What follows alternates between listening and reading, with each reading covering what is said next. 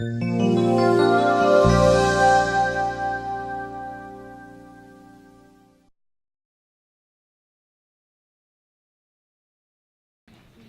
right, so welcome to the SacTown VegFest 2017. My name is Timaree Hagenburger, and I am a nutrition professor. This is what I do. I teach at Cosumnes River College, and I've been a dietitian and had my master's degree in public health, and I'm an exercise physiologist with the American College of Sports Medicine. But I've been teaching for 17 years and dietitian for that long. And I love every moment of that.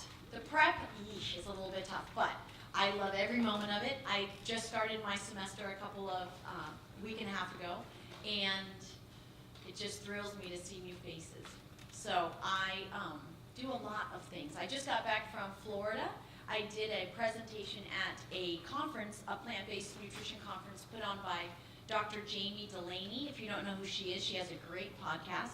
She is a cardiologist who's plant-based, and she's also an endurance athlete. So right now she's running the Miami Marathon, and tomorrow she'll be running the Miami Half Marathon. She's amazing. And so I was out there with Dr. Clapper. He spoke, and I spoke, and Jamie spoke, and we had a great day in Florida. But the storms, we almost didn't get home, or I almost didn't get home. But I did make it. And so today what I want to talk about is what we run into a lot is that struggle, kind of like this New Year's resolution idea, you know, where you've got these high hopes and then you just fall off the wagon, okay? So let's continue here. The idea that we're going to be successful by design. So my students, I spend a lot of time helping them organize and to be not just lucky by happenstance things work out, but actually design everything so that they can be successful. So we do our very best. So when I was in Florida, Jamie's mom is in her 80s, and she helps her with the cooking classes. This physician does cooking classes. And so the mom, whenever things go wrong, she said, Jamie, we've got problems. So this is what happens. We've got problems because we have life, right? There's always going to be hiccups and hurdles that we need to get through. So when things don't go quite as well as you'd hoped, and you're feeling like maybe it's been such a hard week, I think I'm just gonna stop at, you know, or get into something in the cabinet, switch to discovery mode, okay? And what we're gonna do is think about how much life is between the ears, right? I mean, I think the older I get, the more I learn, the more I realize life is mental, right? Because the world out there is the world, and good things will happen and bad things will happen, but it's how we process and how we respond, okay? So that's what we're going to talk about a lot. And something, to go back just a second. Back. No, okay, forward, sorry. That. There is always confusion before learning. And I think if we really remember that, then that uncomfortable, like we're trying to do something new and we just want it to feel good all the time, it's not gonna. And if we realize, you know, every time before we get really it clicks, we're confused. And that happens with math, that happens with everything. So again, part of this is just realizing that that's part of it. Oh, I'm in that confusion state. I'll get it. It'll work out, okay? So we're just so hard on ourselves. Okay, now, hold on. Discover where, so I said discovery mode, right? So the idea is to discover where we might put more attention or intention. I'm very much about intentional activity, okay? So not just, again, happenstance. Because what we want to do is find the power to persist, meaning we will continue to do what we would really want to do and not feel like, oh yeah, I tried, but and you feel like a failure, right? We don't want that. We want to say, oh yeah, I've been doing it. I've been making this happen. I've been making my choices, whatever they are, in line with what I want them to look like, okay? So this works in every part of your life, not just nutrition, okay, by far. So there's 2 P's and 2 C's, okay? Now, I came up with this when I was running down the street, so hopefully this will make sense. Not running here, but Yes, okay. Can I be more present? Okay, and then I'm going to explain all of these. Second one is, can I be more prepared? Third is, can I be more curious? It's a really important one. And fourth is, can I be more connected? So we're going to talk about all of that right now. So let's go on. Being present. So with my students, I tell them, you know, it's important that you're present. And I said, but it's more than just being in class. Because can you be here but not be here? Right? I say, how many of you have read something? You get to the bottom of the page and you're like, wow, I have no idea what I read, but I do need to get dog food at the grocery store, right? Because your mind, you're just not there. So being present. Now, how could this help us? Well, one thing that we miss out on is this whole idea of multitasking, right? Like, I can do a million things at once, but I can't focus on more than one thing at once. And so what happens then is everything mushes. And so I miss the life in front of me when I'm distracted. So the idea of participating in the moments that make up our lives, because when it comes down to it, that's all that it is. It's a collection of all these little moments. So this idea about mindfulness and meditation, you've heard a lot about this lately. It's becoming much more mainstream. But it's easy to say, but it's kind of hard to do because we're all busy and we all have lots of things. So I have a suggestion for you. And the suggestion is use the power of the pause. Now, my students, I have a couple students in here now. The ones that are in my class right now, they haven't heard about this yet. So this is a preview. But the power of the pause. So I want to read an quote from Viktor Frankl. If you don't know who he is, he survived 4 concentration camps. And he says, between stimulus and response, there is a space. In that space is our power to choose our response. In our response lies our growth and our freedom. So it's that idea that you slow down. So what I teach my students next is that without the space between a stimulus and a response, then you go impulse, right? Then that's that gut response and you say, oh, but I was so hungry and I didn't mean to do that and I ate that and right? So, but if you have, remember that you need to put a little space. And all I ask is 4 seconds. So the power of the pause. So when something happens, 4 seconds, doesn't matter what it is, 4 seconds, and in that 4 seconds, change your state, okay? Which means increasing oxygen to your cells. Do something movement-wise. So I know I just started, but I'm going to have you guys do something. So everybody stand up where you are.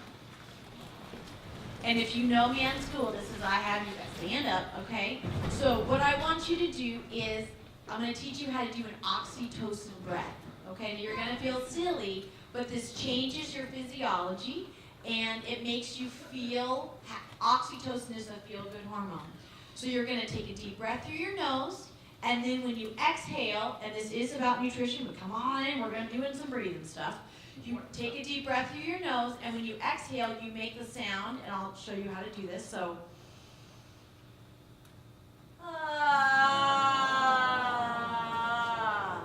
okay, so you loud.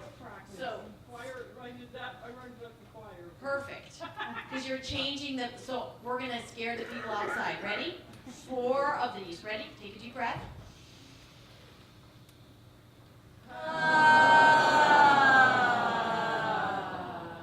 And don't be afraid that, other people.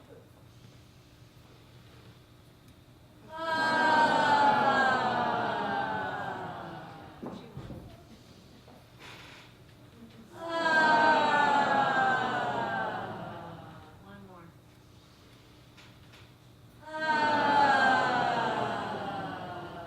Okay.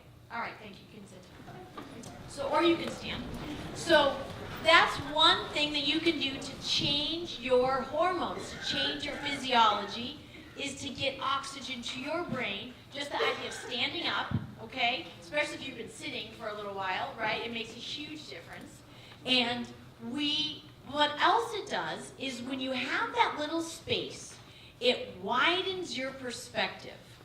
So I was thinking about, and I didn't do it, but I was thinking about taking two paper towel rods, the holders, the paper, and taping them to my glasses and putting them together, because sometimes when things happen, you feel like all you can see is this little narrow, this isn't working, oh my gosh. But what you need to do is that breadth, that space, all of a sudden you're like, oh, there are other options, right? So if you go to a restaurant and say that there's nothing on this menu, there's nothing that's vegetarian, and you're just, why do we always have to go here, right? But if you say,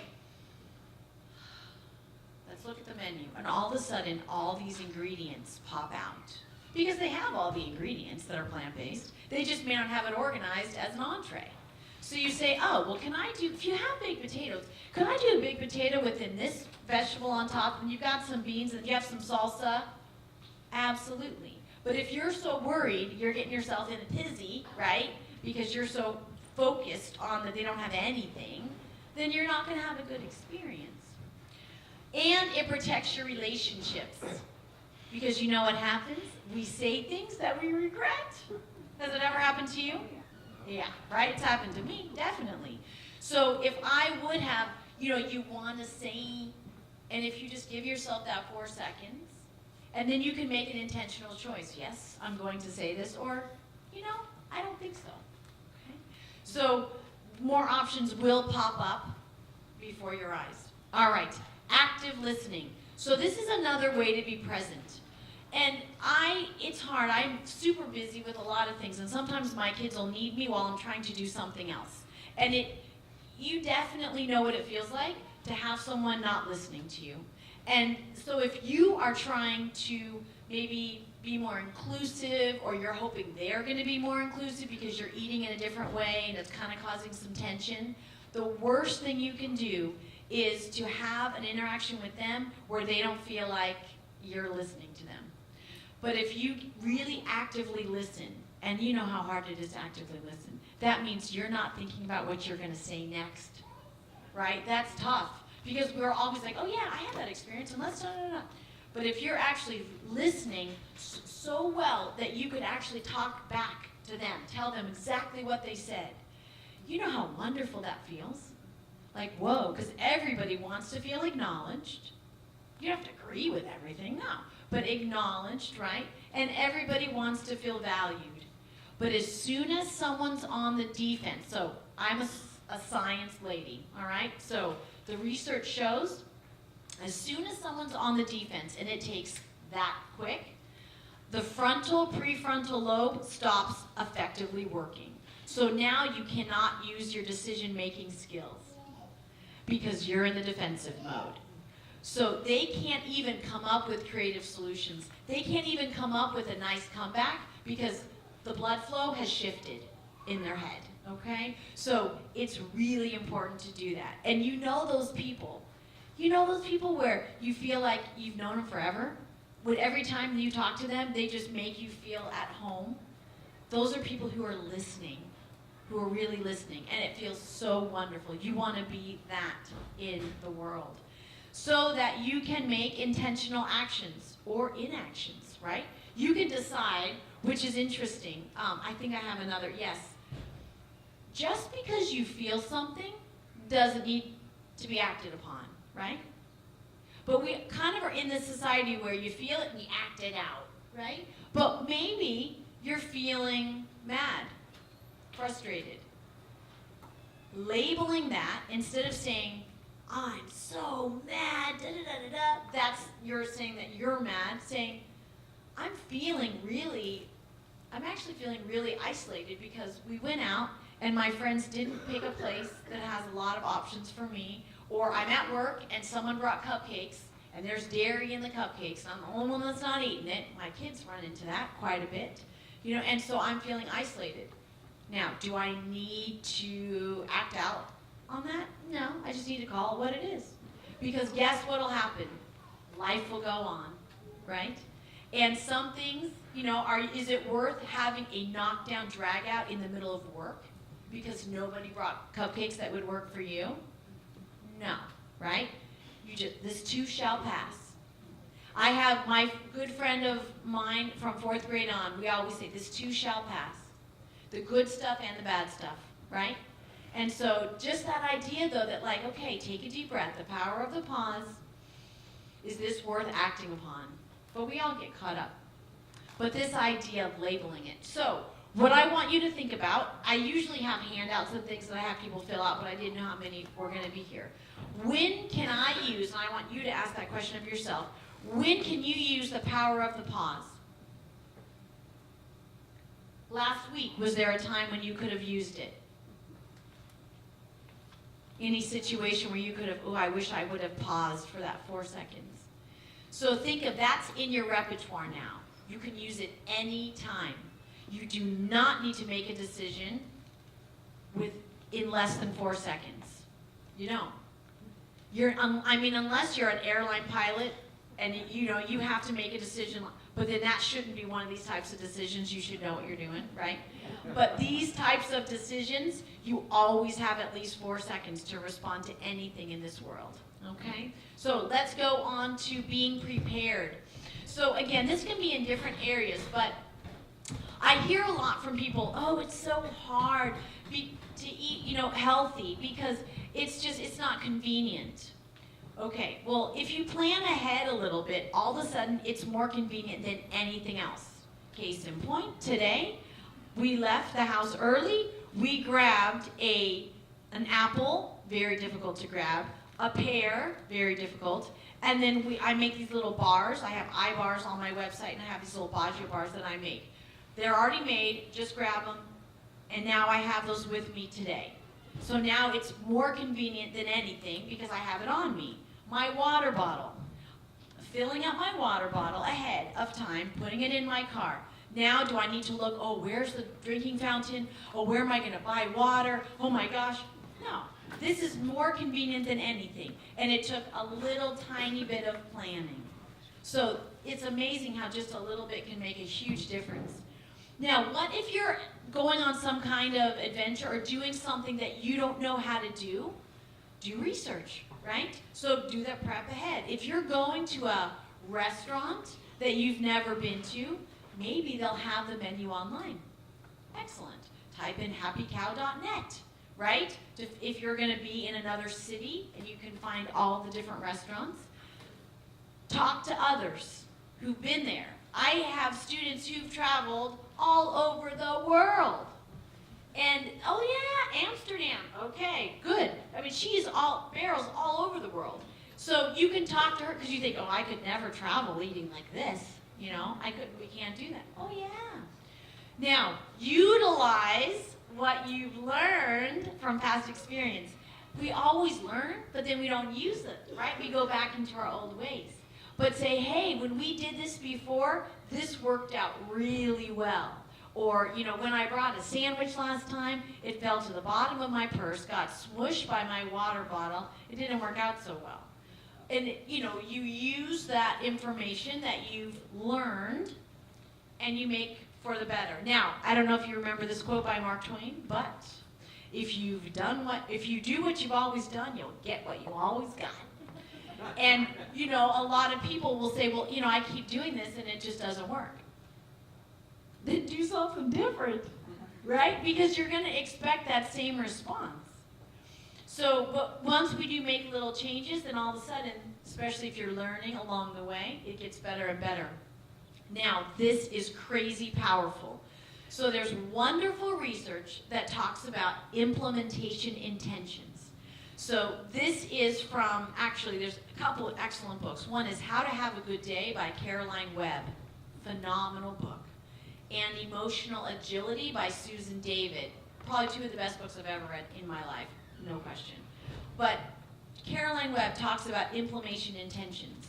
So implementation intentions. So meaning she thinks about what's going to happen and where she's going to kind of trip up. And then knows ahead and then makes an if or when then statement. So she didn't do so well with her exercise because she works at home. When she was working outside of the house, then she was staying on her little plan. But at home, like, oh, I could work out later, and then it never really happened. So now she has her shoes right out, ready, and her clothes ready to put them on. And she says, when I walk into the kitchen in the morning, I will grab the dog's leash and proceed to the back door, and I will, not make my coffee. I will proceed to the back door and take a walk, okay? When it's raining, because she doesn't like to run in the rain, when it's raining, I will stop by the hall closet and grab my raincoat because I don't melt when I'm out there, and I will go for a walk anyway. So that you know this is going to happen, okay, and you've planned for it, right? So any of those circumstances, when you have an implementation intention in place, your likelihood, and this is the research shows, the likelihood of achieving that goal, 300% greater than if you didn't have that implementation intention. Even though it seems like, well, I could just think of it. No, no, no. When you actually script it out in your head, when this happens, then I will do this, it really works, 300%. So think about what are situations that you could create if-when scenarios. So I have another little piece on this one. Don't rely on willpower. So this is huge. If you've made a decision, so some of you are in different, well, everybody's in a different place in their transition to eating well. You just may be veg curious. You may not even have started this. Or you may be long-term plant-based, right? And you're doing this all the time. I think the most exhausting thing on the planet is indecision, right? It's that coming up against something and going, well, I don't know. For me, it's much easier when I just make a decision. So when we decided to do plant-based, and we said we're done, so no dairy. People go, oh, but the cheese is so hard. It is hard if you're constantly having a little, and then like, well, I worked out, so maybe I could just have one slice. I didn't have any this week, and no. When you decide, no, I don't want that in my body, I'm done. Then, just like with smoking, I mean, if you're not a smoker and someone says, oh, come on, I'll give you a free cigarette. You're like, no, thank you, I don't smoke. Oh, no, but it's so fun. No, thank you. It's like that. If they got a problem, people got problems with soda, where you got diabetes. Yeah. So it's like, I'm done. I don't want to smoke, and I don't want to eat animal products. I don't want to eat oil. I don't, whatever the situation is. But there's an immense amount of freedom in the decision. Because then you're done. You don't have to play this in your mind, willpower. You're just done. So if you can think about those situations, when I go to Costco, they have lots of samples, right, on this. And I don't have any interest. They don't have foods that are anything that so I don't have to go, oh my gosh, no, I'm done. I don't feel good. I want food that loves me back. And that's what we talk about. Okay, so think about those if-then. Be curious. Ridiculously oh my gosh, I have 6 minutes? Okay. What am I doing? Okay. Be curious. Approach life with a sense of wonder. This is ridiculously powerful because all of a sudden your brain opens and you start seeing possibilities. So let's go through these.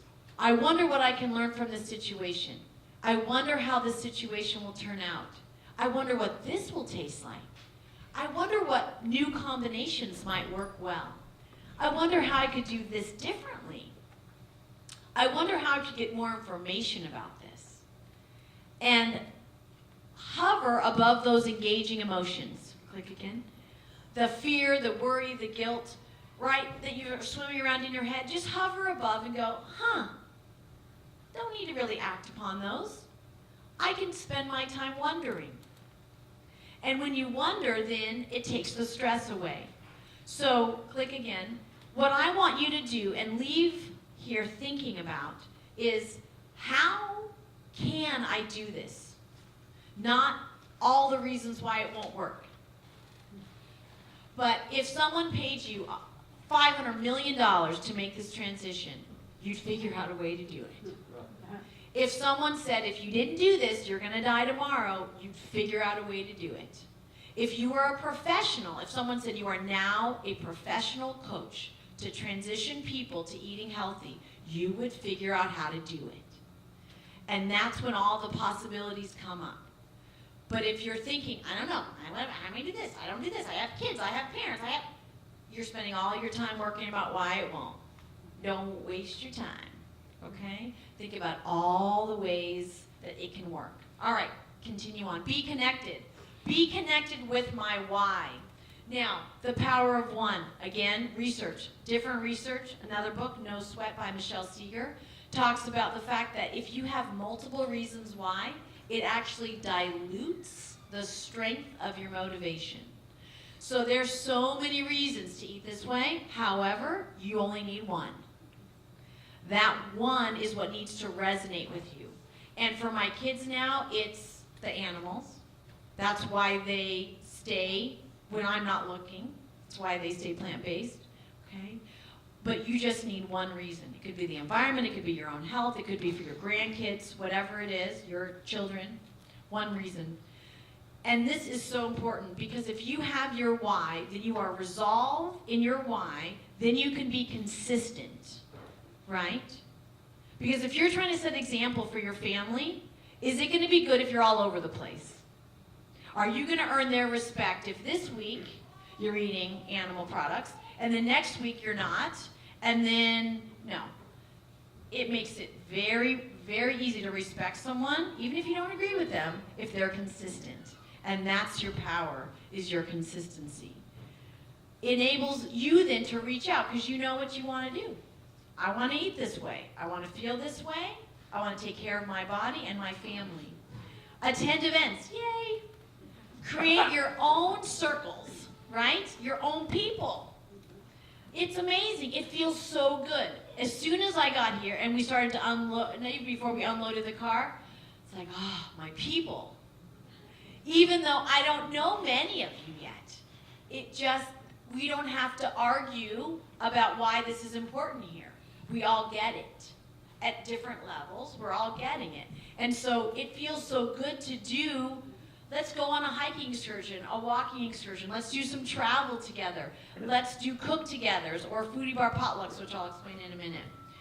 I would really recommend finding someone who's a step ahead in the process because they'll inspire you and you'll learn from them. And then I really recommend having someone who's a step behind in your group too because nothing makes you feel better and them and the world just function better than you helping someone else.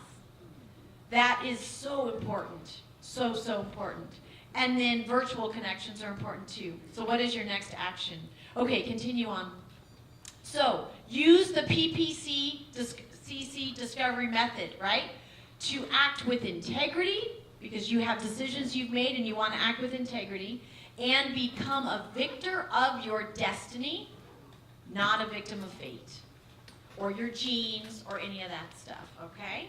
So, take today's choices, turn into tomorrow's you. You got where you are from the choices you made, okay? So, that's wonderful. The next step would be to seek out challenges. Then you start saying, okay, hey, I wonder, let's travel Europe, plant-based. Let's see how that would work, right? Challenges, you take on these challenges. Because creating a repertoire of experience equals wisdom. Because you say, oh, I've been there. Oh yeah, we went and saw a game at Candlestick, or what is it called now? I don't even know what it's called. Right? Oh, and they have vegan options. They do? You know, like, oh, we've traveled here, we do that. Oh yeah. You have all this repertoire. Take control of your fork, your life with your fork, and, no, other way, no problem. And the last slide here, keep going, is the Foodie Bar Way. That's my cookbook that I have out there. And it's more than a cookbook, it's actually an approach. It is the idea that it's one meal, lots of options, everyone's happy. So in my family, I have 2 kids, and we are very, very busy, and there's always someone who doesn't like something, right? There's someone who doesn't like olives, or someone who doesn't like cilantro. And so, keep going, we'll do this. So what it does here is, keep going, is it sets up all the meals like taco bars. So it's kind of like Chipotle meets forks over knives with a splash of the flavor Bible. So there's lots of recipes in there, 94 recipes, 32 bars. There's a basic bar and a raising the bar for each section. And they're very, very fun. Not one drop of oil in the whole book. The only sugar is basically dates. There's a little bit of coconut sugar. The recipes are phenomenal, delicious. I cook out of it every single day. This isn't special food. This is my food. And my family, I have my mom, my dad, my sister, her brother, her husband, her 4 kids, my husband, my kids, and everybody eats this way. And we've never felt better, ever. So I think I have to stop now. It's 2:01. All right. If you have questions of me, I will be at my table. But thank you very much.